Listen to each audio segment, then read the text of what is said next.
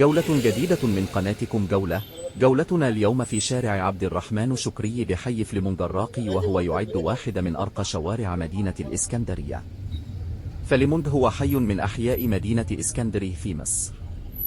الاسم فليمنج يشبه اسم الكسندر فليمنج مكتشف البنسلين. جغرافيا شمال فليمونج بولكا وبعده جليم، شرق فلمن السيوف، غرب فلمونج كفر عبده، جنوب فلمونج الظاهري. من معالم الحي: كلية التربية الرياضية للبنات جامعة اسكندرية، مستشفى مبر، مقر النيابة العسكرية، كنيسة مرمينا، مدرسة نوتردام داسيون، دير راهبات سان باول، شارع عبد الفتاح الطويل.